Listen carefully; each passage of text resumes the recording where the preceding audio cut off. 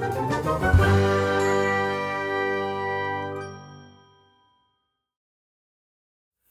everyone, this is Chris, your friendly neighborhood Minnesota comic geek, here with a discussion topic video. Before I get started, I would ask that if you enjoy this type of comic book related content, please give the video a thumbs up, hit the notification bell, and subscribe to the channel so that you don't miss any future videos. And if you enjoy talking comics, then comment below. Alright, let's get into it. So I'm recording this audio, I guess, on Sunday, October 13th, the day after the first day of the Minnesota Comic Book Association's Fallcon comic convention. In my first video, haul video from Fallcon, I talked about how Fallcon in the past has usually been a one-day convention show.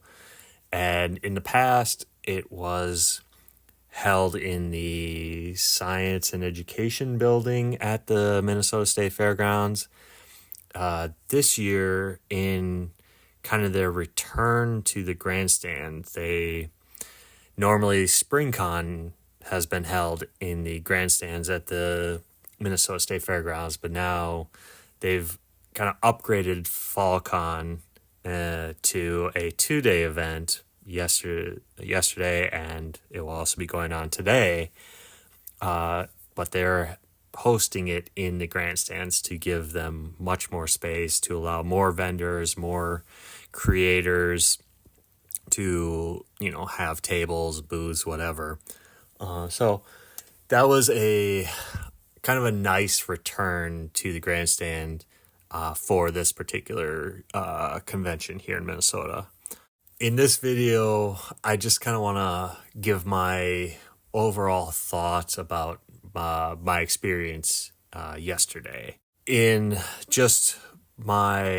regards to my intent and objectives and mindset going in, and then what I saw while I walked around to all the different dealers and looked at some of the creators as well. So starting off, what were my objectives going in? So normally at SpringCon and FallCon in the past, I have kind of limited my budget to a max of $200. Over the years, specifically like the last 5 years or so prior to COVID, I didn't really reach the top end of my budget limit. Like, I normally, if I had a $200 budget, I end up spending maybe like $130, $140, maybe $160 of it. Prior to that, like when I was just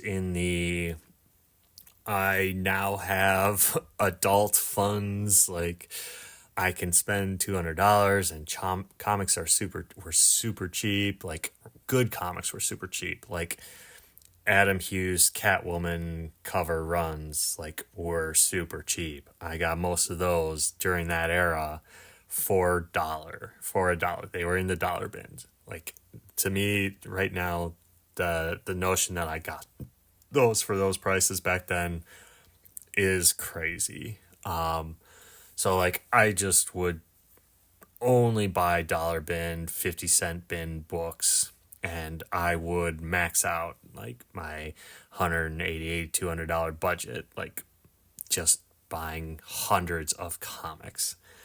So now I'm in kind of a different mindset. I'm trying to pare down my dollar bin purchasing to be more specific and selective on those books. I just don't have the storage capacity to buy tons of those dollar bin books anymore.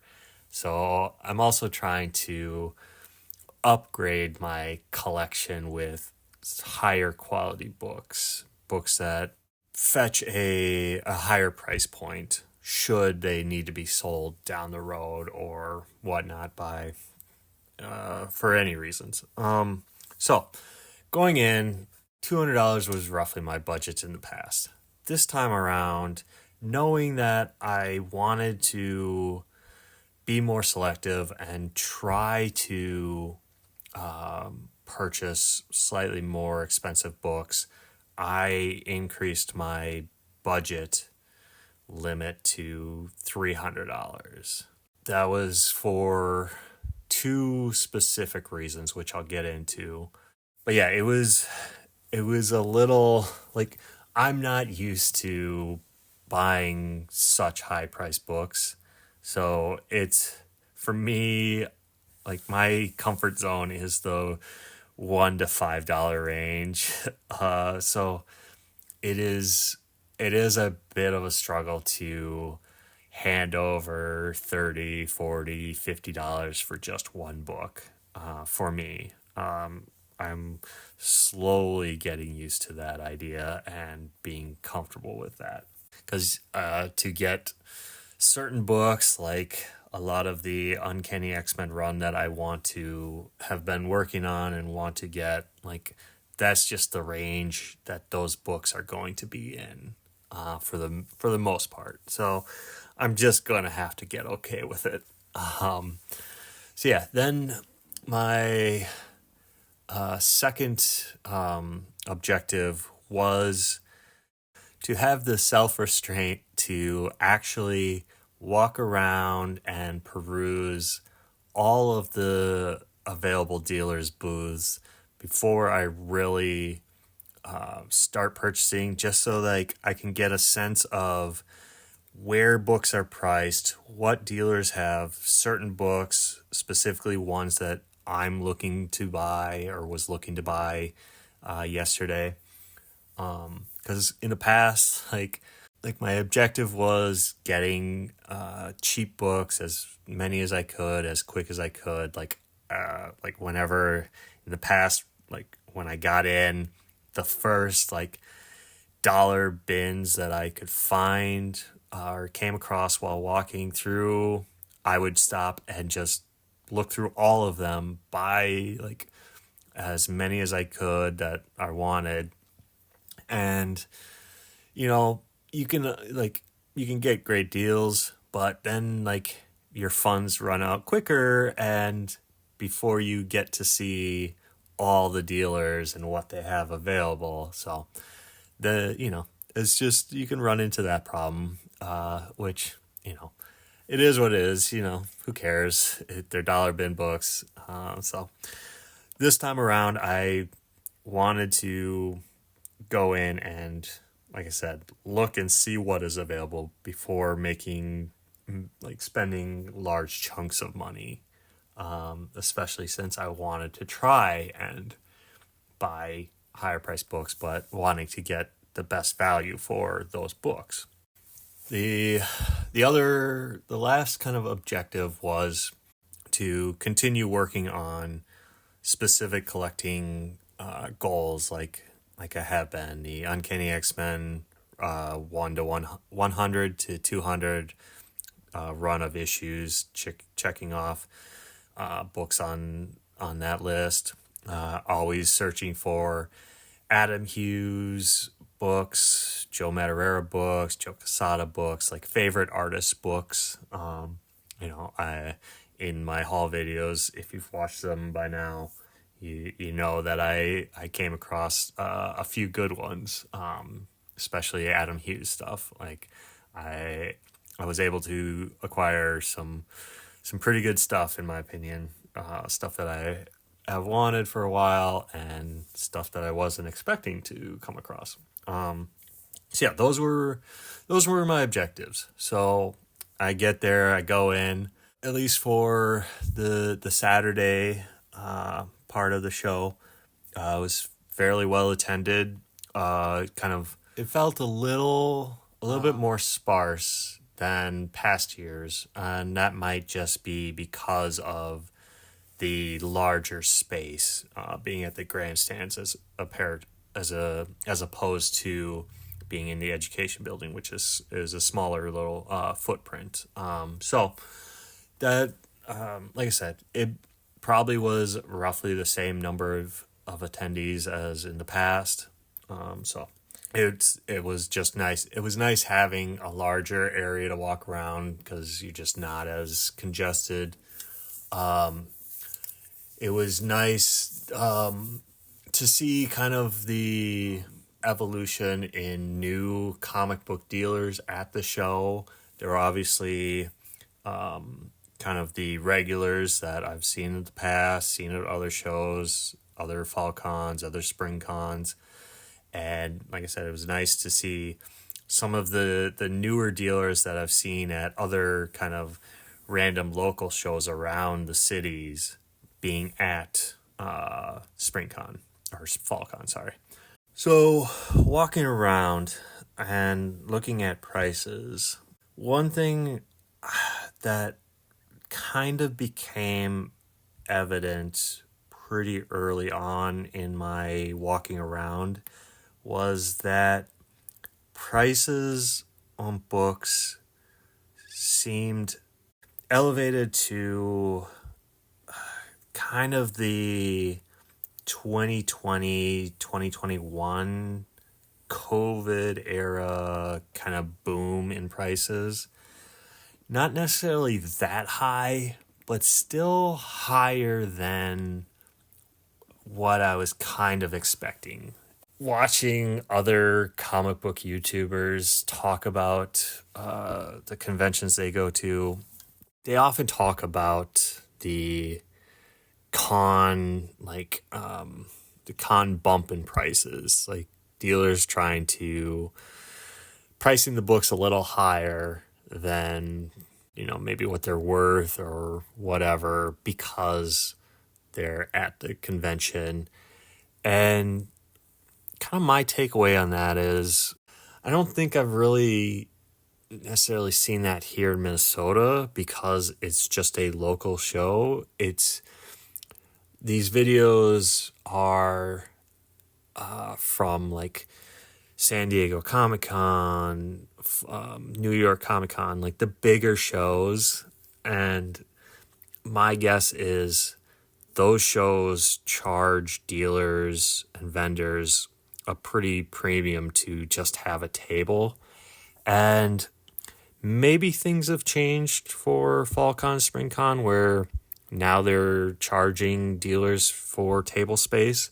But in the past, it was my understanding that all the tables for dealers and creators were free to be. They just had to request early enough to get a spot.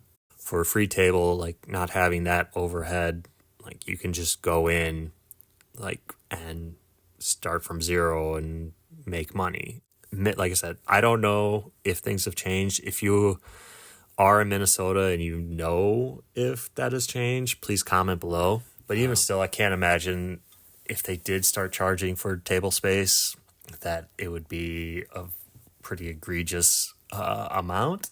But anyways, getting back to it, like I said, the prices for a lot of the books that at least I recognize or whatever, just they felt a little elevated. And so I was trying to be pretty selective and discerning about making the higher price purchases.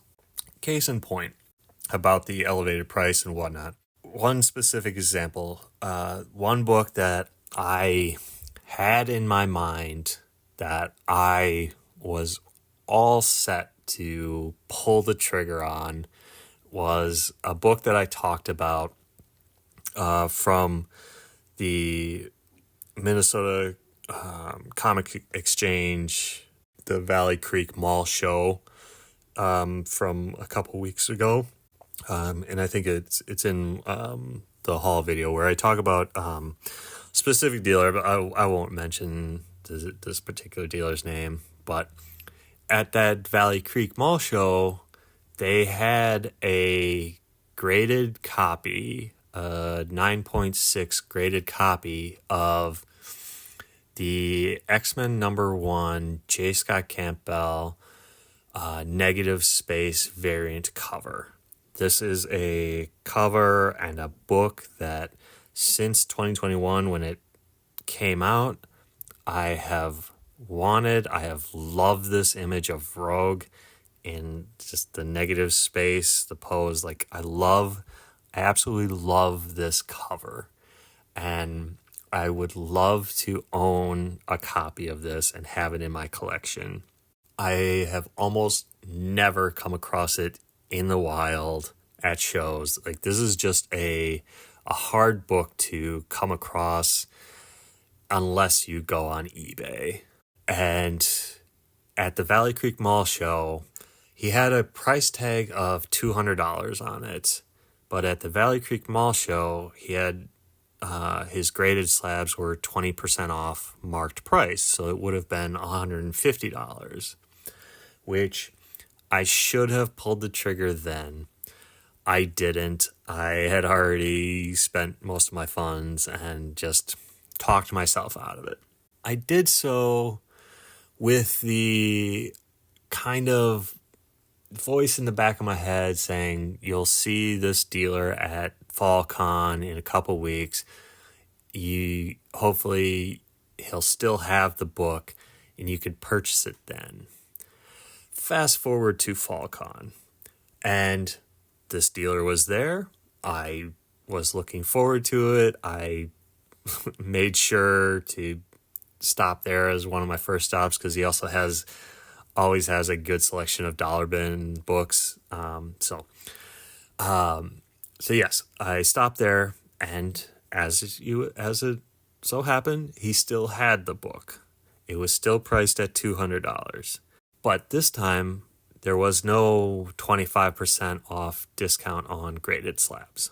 So it was going to be $200. And it was very disheartening and disconcerting because $200 when I was ready to buy it for $150, and $50 for some people, might not be that large of a range where they will just pay for it. But $200 would have eaten up 2/3 of my budget. I kind of hemmed and hawed over it for the better part of 20 minutes, and then I looked at it, and then I looked at the back, and there must have been 10 spine ticks on the back spine of the cover. I had to question how did it get a 9.6 grade with that many spine ticks? They weren't color breaking, but to me it didn't feel like a 9.6. So that coupled with the price, I ultimately passed on buying it. I might regret it. It might never be cheaper than $200 again, but I just made the decision to just pass on it. I didn't do it easily. I had to walk away for a bit and think about it. And like I said, I came back again during the course of the morning and looked at it again, and yeah, I passed on it.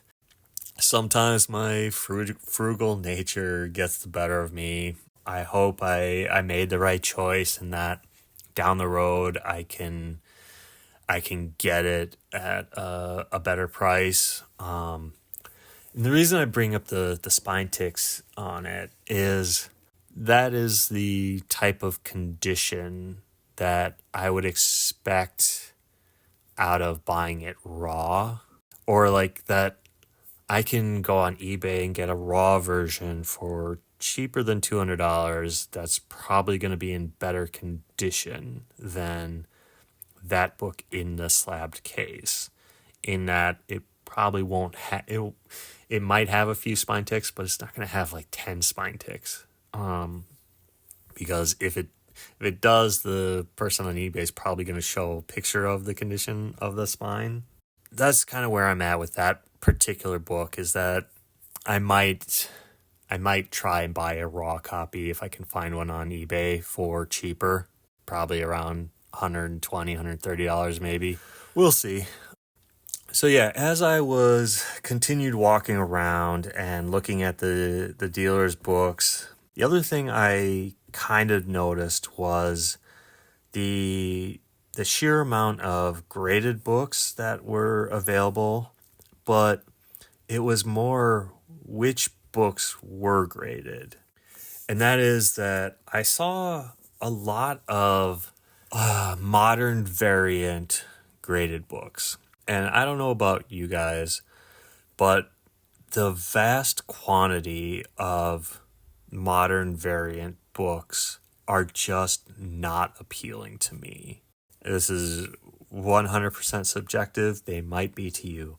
This is just my personal opinion. I think the variant market that all of the comic book companies are playing into these days is really getting out of hand and is pulling the comic book market towards a very similar bubble bursting effect that we saw in the 90s with the quote unquote gimmick covers that all of the companies, specifically Marvel and DC, did. That just the speculation on them just burst. In my haul, I found Fantastic Four #1. I think it's like volume 6 or whatever. The Humberto Ramos Virgin variant cover. It was $1 in the dollar bin. I grabbed it because why not? But I looked it up, and that Fantastic Four #1 has 75 variant covers. That is so crazy. The sheer amount of variant covers that these books get is completely unnecessary from a business standpoint.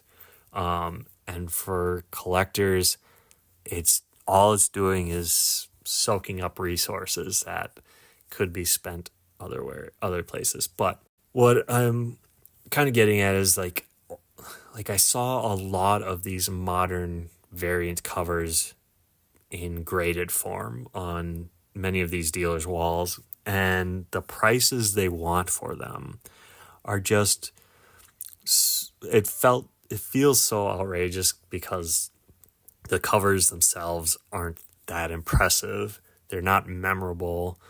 They're just variants for the sake of variants. And so like all that's going to do is price people out of collecting if that's all you have on for your wall books are these graded moderns or just graded books in general. As a dealer, I would think you are really limiting your potential buyer base to such a small percentage of potential buyers.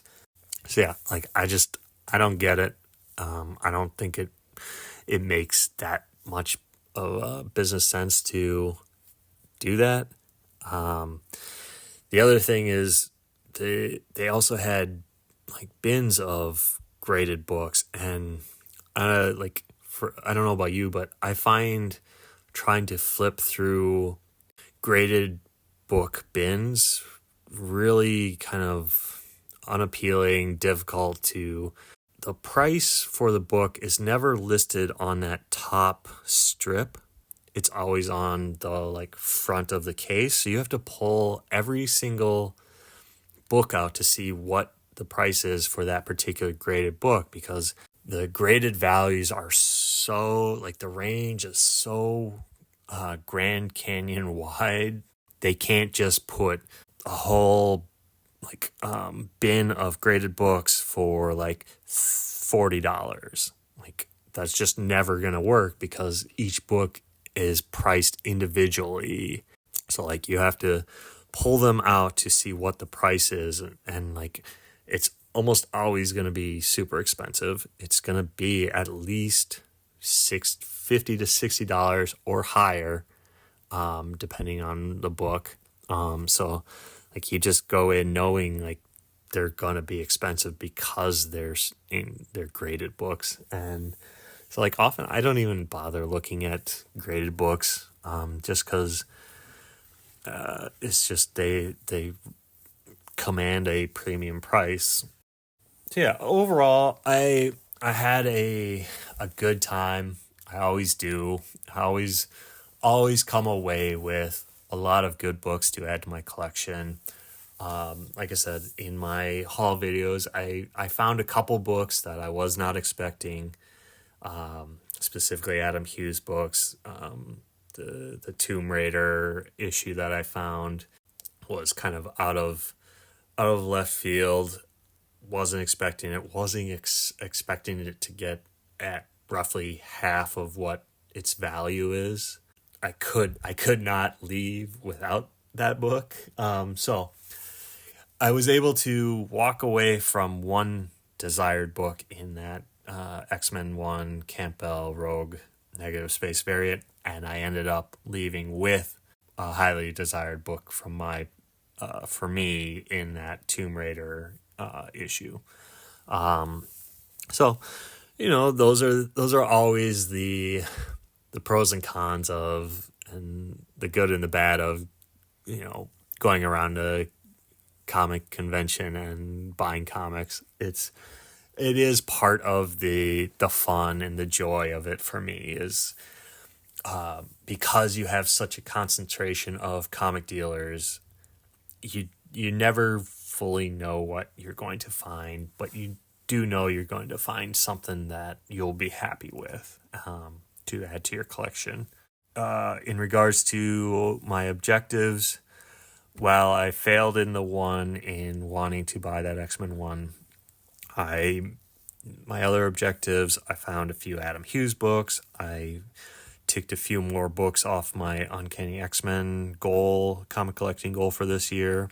And I went in with a $300 budget, but I ended up actually being quite restrained and only spent about half of that. I only spent about $150 on everything that I bought, and I'm pretty happy with that. I'm okay with that, not maxing out my budget, because like I said, I felt as I was walking around, I felt like the prices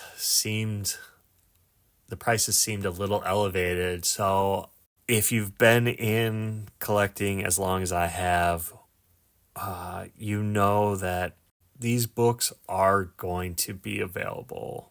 Like at some point or another, they will be available in the future.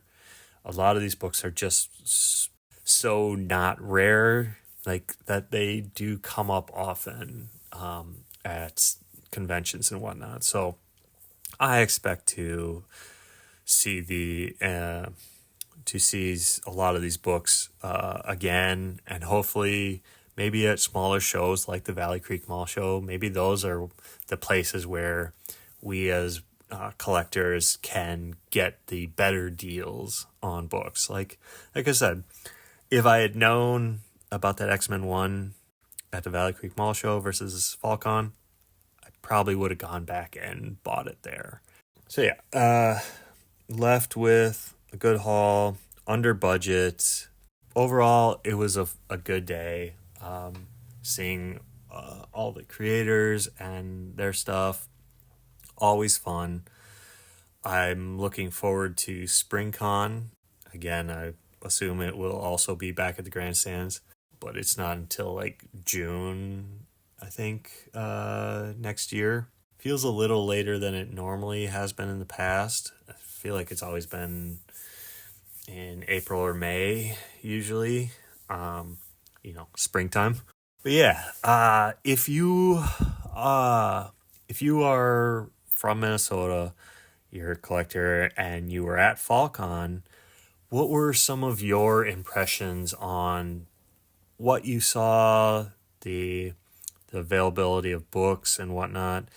What did you think of the prices? Did did you get the sense that they were elevated, or did you think that they were kind of appropriately priced for where the market is now? Maybe I'm just undervaluing what the market is right now.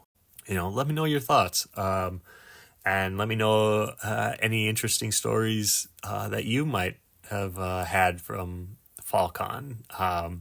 Any interactions with some of the cosplayers or something. Leave your comments in the comment section below. Like I said, I'd love to hear about your guys' experiences from Fallcon. And just let me know your thoughts on what I have talked about in this video. So with that, I will kind of end my thoughts on this. It was slightly rambling, which is kind of what I'm looking for in these discussion topics, just to be a free flow of thoughts, stream of consciousness type videos. If you're still watching, thank you. And again, if you enjoyed this type of complicated content, please give the video a thumbs up, hit the notification bell, and subscribe to the channel. Till next time, comment below, and let's talk comics. Bye.